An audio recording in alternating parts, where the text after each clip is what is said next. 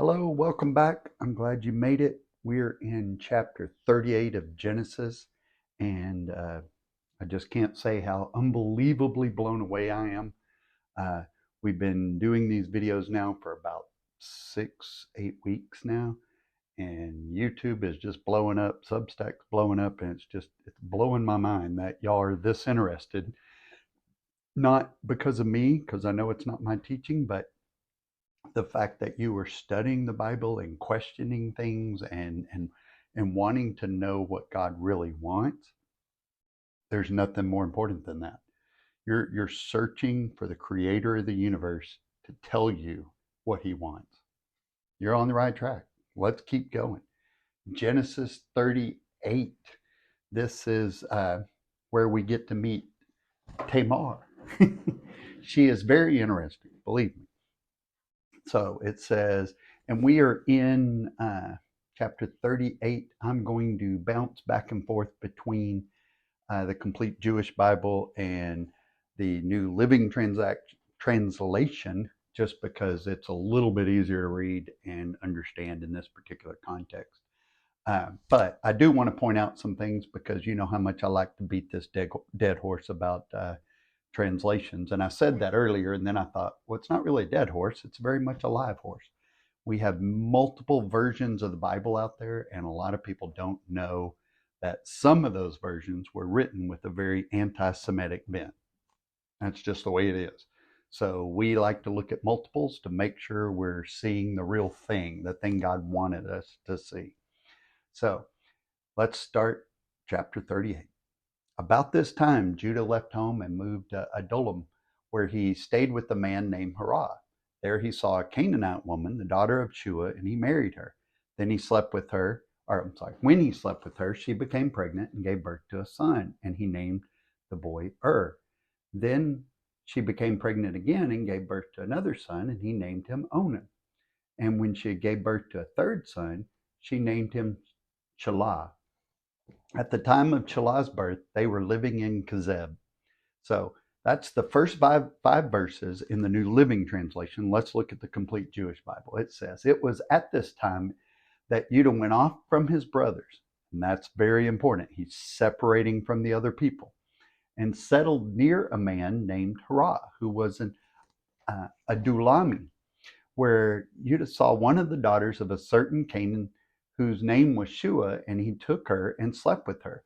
So that's another thing that's left out of the New Living Translation is this guy was a Canaanite, and they were not supposed to do that. So you kind of miss that context a little bit. She conceived and had a son whom he named The other thing I liked about the two different versions is you see some small variations, but very important. It says in verse 4, it says, she conceived again and had a son, and she called him Onan. Then she conceived yet again and had a son, whom she called Shelah. He was in Kezeb when she gave birth to him, which is in Canaan. So they were in a place they weren't supposed to be, without people they were supposed to be with, and doing things with people they weren't supposed to be with. So what your grandmother told you was true. Who you hang out with can greatly affect your life. So let's jump back, New Living Translation, a little easier to understand. So let's go. In the course of time, Judah arranged for his firstborn son, to marry a young woman named Tamar. But was a wicked man in the Lord's sight, so the Lord took his life. Then Judah said to Er's brother Onan, go and marry Tamar, as our law requires for the brother of a man who has died. You must produce an heir for your brother. But Onan was not willing to have a child who would not be his own heir. So whenever he had intercourse with his brother's wife, he spilled the semen on the ground. This prevented her from having a child who would belong to his brother. But the Lord considered it evil for Onan to deny a child to his dead brother, so the Lord took Onan's life too. So God took both of their lives. They didn't die prematurely. They didn't die accidentally. God took their lives, and he says it here. We'll understand why here in just a few minutes. But then Judah said to Tamar, his daughter-in-law, go back to your parents' home and remain a widow until my son Shelah is old enough to marry you. But Judah didn't really intend to do this because he was afraid Shelah would also die like his two brothers. So Tamar went back to live in her father's home. Some years later, Judah's wife died, After the time of mourning was over, Judah and his friend Hirah and the Adulamite went up to Timnah to supervise the shearing of his sheep. Someone told Tamar, "Look, your father-in-law is going up to Timnah to shear his sheep." Tamar was aware that Shelah had grown up, but no arrangements had been made for her to come and marry him. So she changed out of her widow's clothing and covered herself with a veil to disguise herself. She sat beside the road at the entrance of the village of Enan, which is on the road to Timnah. Judah noticed her and thought she was a prostitute, since she had covered her face. So he stopped and propositioned her. "Let me have sex with you," he said, not realizing that she was his own daughter-in-law. "How much will you pay to have sex with me?" Tamar asked. "I'll send you a young goat from my flock," Judah promised. "But what will you give me to guarantee that you will send the goat?" she asked. "What kind of guarantee do you want?" She answered, "Leave me your identification seal and its cord, and the walking stick you are carrying." So Judah gave them to her. Then he had intercourse with her, and she became pregnant. Afterwards, she went back home, took off her veil, and put on her widow's clothing as usual. Later, Judah asked his friend Hirah the Adulamite to take the young goat to the woman and pick up the things he had given her as his guarantee, but Hirah couldn't find her. So he asked the men who lived there, "Where can I find the shrine prostitute who was sitting beside the road at the entrance of Enon?" "We never had a shrine prostitute here," they replied. So Hirah returned to Judah and told him, "I couldn't find her anywhere, and the men of the village claim they've never had a shrine prostitute there." Then let her keep the things I gave her," Judah said. "I sent the young goat as we agreed, but you couldn't find her. We'll be the laughing stock of the village if we went back again to look for her." So it's funny here that, going back trying to pay a prostitute what you promised to pay multiple times is embarrassing. But having a prostitute, not so much. So about 3 months later, Judah was told, "Tamar, your daughter-in-law, has acted like a prostitute. And now, because of this, she is pregnant. Bring her out. Let her be burned," Judah demanded. But as they were taking her out to kill her, she sent this message to her father-in-law: "The man who owns these things made me pregnant. Look closely. Whose seal and cord and walking stick are these?" Judah recognized them immediately and said, "She is more righteous than I am, because I didn't arrange for her to marry my son Shelah." And Judah never slept with Tamar again. When the time came for Tamar to give birth, it was discovered that she was carrying twins. While she was in labor, one of the babies reached out his hand. The midwife grabbed it and tied a scarlet string around the child's wrist, announcing, "This one came out first." But then he pulled back his hand, and out came his brother. "What?" the midwife exclaimed. "How did you break out first?" So she named him Perez. Then the baby with the scarlet string on his wrist was born, and he was named Zerah. So that is a crazy story, and one most people don't even realize is in the Bible, because you just think, how is all of this? You got God taking people's lives, you got prostitutes, you got people lying about trying to be with a prostitute, and all kinds of fun things. So the story is going to shift over to Canaan and under the brother who suggested selling Joseph into slavery, Judah. It was first his idea to do that.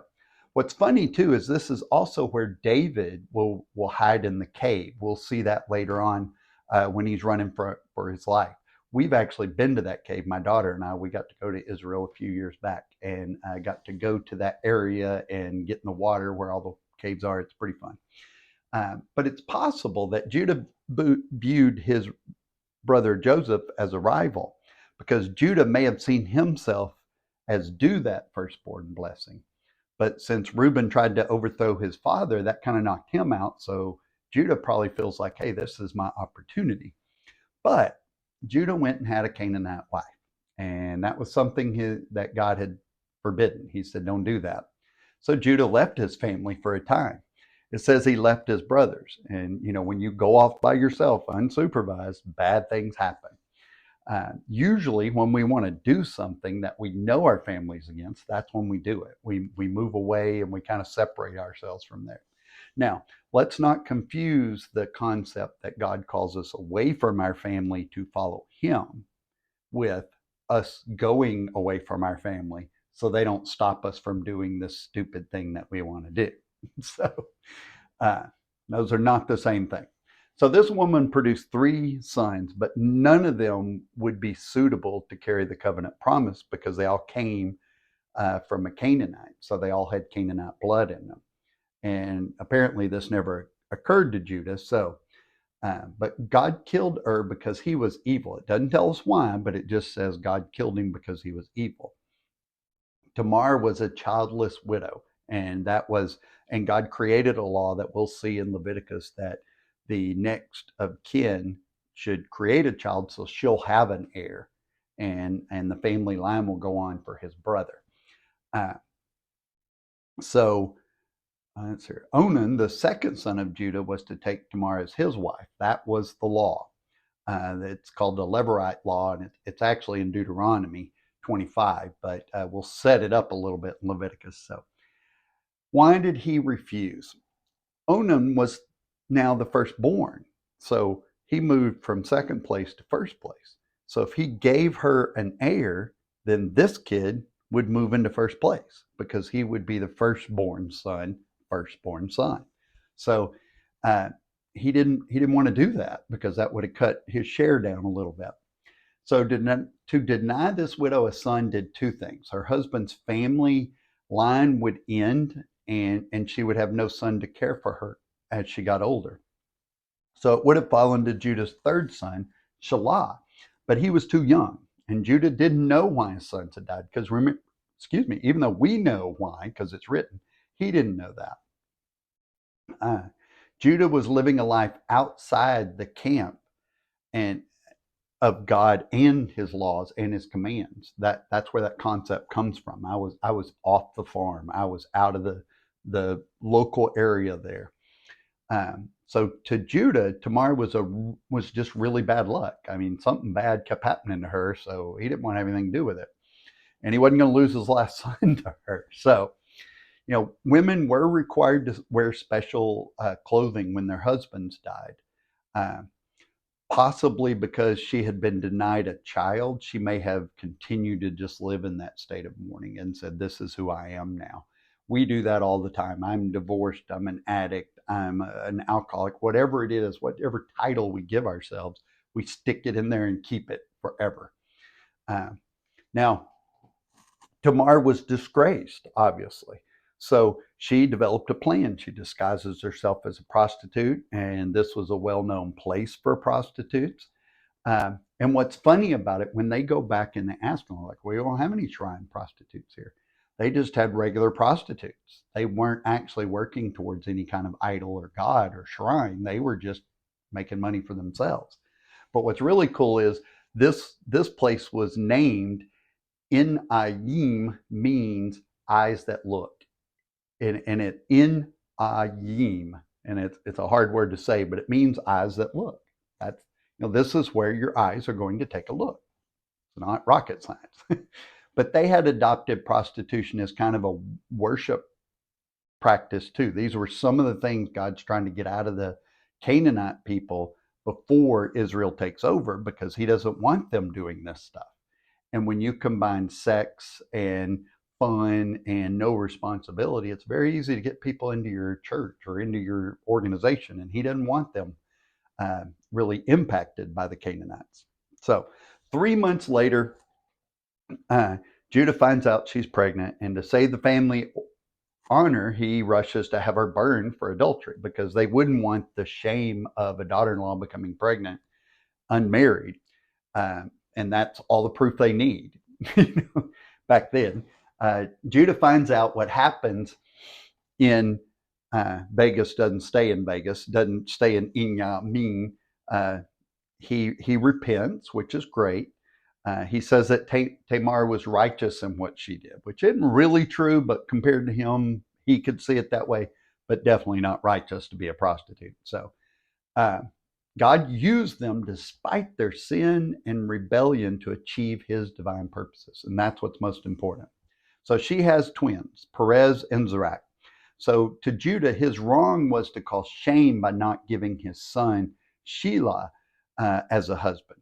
Because Judah intended to carry on his family line via his Canaanite wife, and God would not allow it.